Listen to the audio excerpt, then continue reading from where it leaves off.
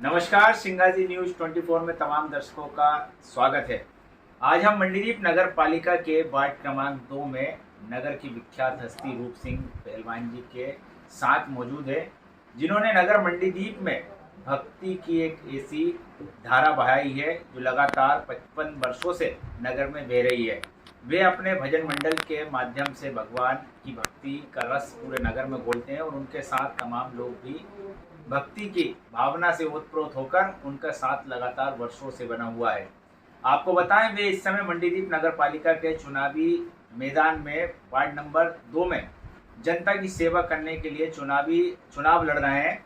तो आज हम हमारे तमाम दर्शकों को उनसे रूबरू कराते हैं। वो हमारे साथ मौजूद हैं और उन्होंने इस वर्ष मंडीदीप नगर पालिका के चुनाव में क्यों उतरे हैं मैदान में, इस पे भी हम चर्चा करेंगे और उनसे बात करेंगे कि उनका इस चुनाव और उनके वार्ड का क्या विजन है।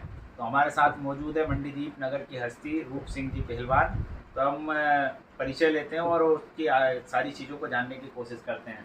नमस्कार सर, हमारे चैनल में आपका स्वागत है। थोड़ा अपना परिचय बताइए। मैं माइक छोड़ दो। वार्ड नंबर 2, ये पुरानी बस्ती है मंडीदीप की खड़िया मोहल्ला। मंडीदीप की अब शुरू बसीगत हुई है, तब से खड़िया मोहल्ला बसा हुआ है और यहीं पे मेरा जन्म हुआ करीब 66 वर्ष पहले। मैं बचपन से देखता, जब छोटा सा गांव था, जब से देखता चला आ रहा हूँ। और तो ये नगर बन गया है। नगर बनने के बाद भी हमारे इस वार्ड नंबर 2 में जो मूलभूत सुविधाएं होना चाहिए जनता के लिए, वो अभी तक कोई भी पार्टी नहीं कर पाई। तो मुझे ऐसा लगा कि जनता की सेवा में आना चाहिए, तो इसलिए मैंने पहले तो टिकट मांगा पार्टियों से, वो नहीं दे पाया, क्योंकि पार्टियां टिकट उन्हीं लोगों को देती जो कुछ पार्टी की सेवा करते हैं। बराबर। और मैं तो निर्दलीय आदमी और निष्पक्ष आदमी, मुझे किसी की सेवा की जरूरत नहीं, क्योंकि मैं तो जनता का सेवक हूँ। तो मैं किसी पार्टी की सेवा क्यों करूँ मैं। बहुत बढ़िया। तो आप चुनावी मैदान में इस समय निर्दलीय के रूप में? हाँ, तो मैं निर्दलीय के रूप में इसलिए उतरा हूँ कि मेरा एक लक्ष्य है कि जो जनता के काम नहीं कर पाए लोग बाग, वोटरों से वोट तो ले लेते हैं जाकर, और जाकर अच्छी मिन्नतें करते हैं, खूब जाकर उनको अच्छे वादे करते हैं उनसे, और सारी उनको सुख सुविधाएं देने का ये उन लोगों को संकल्प लेते हैं, हाथ जोड़ते हैं, पैर पड़ते हैं। मगर जीतने के बाद में किसी को कोई देखने नहीं जाता कि किसकी क्या हालत है घर में। आपके बारे में नगर में हमें जैसे जानकारी प्राप्त है कि आप लगातार संगीत के माध्यम से भी और भक्ति रस की भावना नगर में घोलते रहे हैं, तो थोड़ा सा उस बारे में अपना परिचय दें। हाँ, तो मैं क्या बचपन से ही भजन की लाइन में लगा हुआ हूँ। हमारे पहले जब मैं 10 साल का था, उस समय हमारे काका जी रघुनाथ सिंह जी तोमर, जो इस समय दुनिया में नहीं है, वो भजन गाते थे। फिर हमारे बड़े भैया शैतान सिंह तोमर, उन्होंने भी उनके साथ में रहकर भजन गाना शुरू करा। हमारे बड़े भाई शंभू दयाल जी तोमर, जगन्नाथ तोमर, मनीराम तोमर, ये सब लोग थे। मैं इनसे छोटा था, थोड़ा ज़्यादा नहीं, मतलब थोड़ा 2-4 साल के अंतराल में, तो मैं इनके साथ लग गया था। और फिर इसके बाद फिर मैंने भजन गाना शुरू कर दिया। करीब 50-52 साल मेरे को भजन गाते हुए हो गए हैं। और सन 1969 में 26 जनवरी पे हमारे स्कूल में कार्यक्रम होता था, नाटक का कार्यक्रम होता था। तो उसकी कलाकृति में श्रेष्ठ कलाकृति का पुरस्कार मुझे 26 जनवरी सन 69 में करीब 53 साल पहले मुझे प्रथम पुरस्कार वहाँ से प्राप्त हुआ था। और तभी से मेरी ये कला की, जो संगीत की कला, रामलीला में मैंने काम किया, लक्ष्मण का भी काम किया, सीता का भी काम किया, ये सभी लोग जानते भी क्षेत्र में और दूसरे क्षेत्रों में। तो आप मतलब जैसे भक्ति की भावना बढ़ा दी, उसके बाद अब चुनावी मैदान में कूदकर आप जनता की सेवा करेंगे। अब चुनावी मैदान में तो इसलिए आना पड़ा कि अब सेवा तो करना पड़ेगा लोगों की। जब मैं धार्मिकता में लगा हुआ हूँ, लोग तो धार्मिक, क्योंकि मैं तो रामायण पढ़ता हूँ, तो रामायण में सुंदरकांड में सबसे पहले चौपाई आई है, जामवंत के बचन सुहाए, सुनो हनुमंत हृदय हति वाए।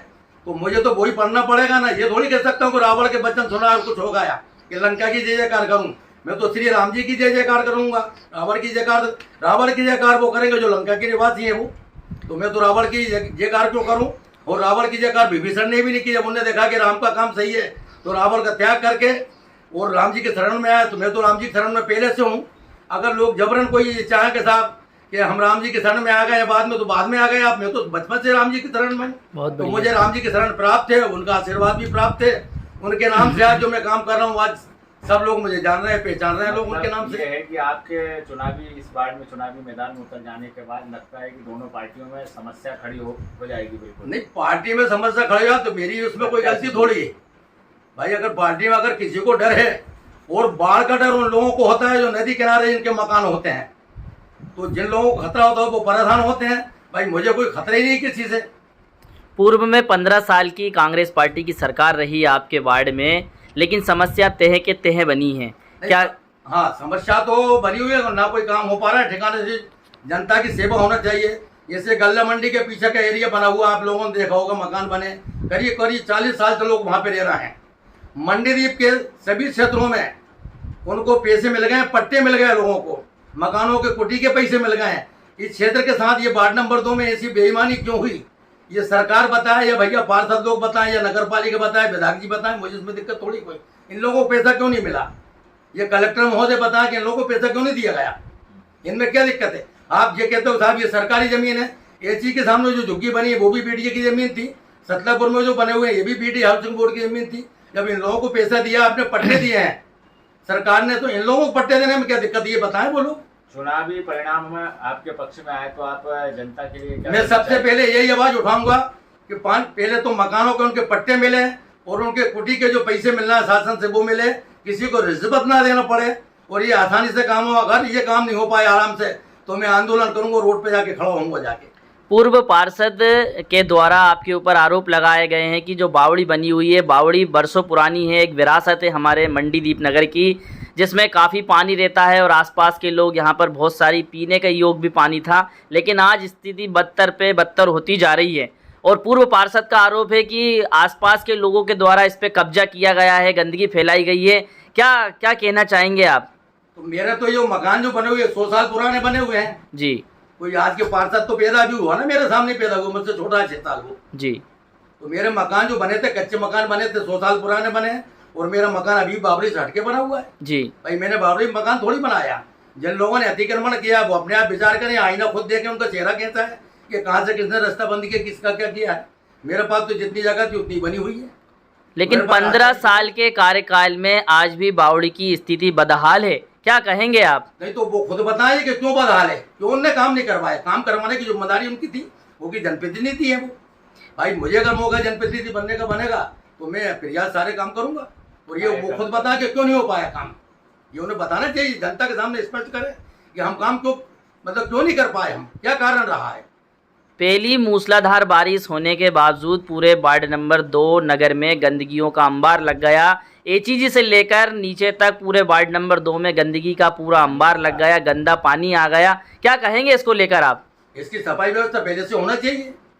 बरसात के पहले से ही नाले वाले की भी एक आध दो बार अंदर की सफाई भी के, क्योंकि धीरे धीरे कचरा तो जमा होगा, पानी गिरेगा, पानी बहेगा तो कचरा भी साथ में आता है। उसकी सफाई की व्यवस्था आज तक मेरे ख्याल से जब से नाला बना है अभी तक इसकी कोई सफाई व्यवस्था हुई नहीं। नाले के अंदर से धीरे धीरे जमते जमते इतना हो जाएगा कि लोगों के घरों में पानी आना शुरू हो जाएगा, फिर बाद में जाकर। आप चुनाव में प्रत्याशी के रूप में दावेदारी कर रहे हैं, आपको जनता का और जनार्दन का किस प्रकार से सहयोग और समर्थन मिल रहा है? नहीं, जनता का मुझे पूरा समर्थन मिल रहा है, और मैं तो फ्री हूँ। पहले मैं नौकरी में था, जब से तो राजनीति में कर भी नहीं सकता था। अभी 16 में अगस्त में रिटायरमेंट हुआ हूँ, तो इसके बाद फिर मैंने को ये विचारा है कि जब ये लोग काम नहीं कर सकते हैं, ये पब्लिक को पागल बना रहे हैं, लोगों के मकान नहीं बन पाए, कच्चे मकान बने हैं, उनको मिलना चाहिए।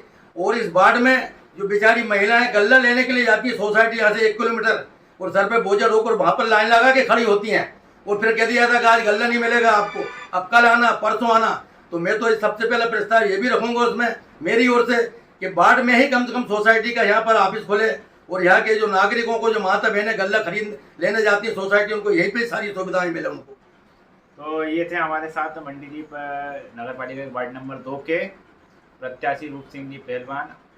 आगामी 13 जुलाई को जनता अपना फैसला ईवीएम मशीन में दर्ज करवा देगी, और ये तो वक्त ही बताएगा कि जनता किसे ताज पहनाती है। तो लगातार दैनिक सिंगाजी न्यूज़ 24 मंडीदीप क्षेत्र के तमाम वार्डों में खड़े हुए प्रत्याशियों से चर्चा कर रहा है, जिससे कि जनता के द्वारा, उनके द्वारा जो वादे किए जा रहे हैं उसको पूरा हो सके, किए जा सकें।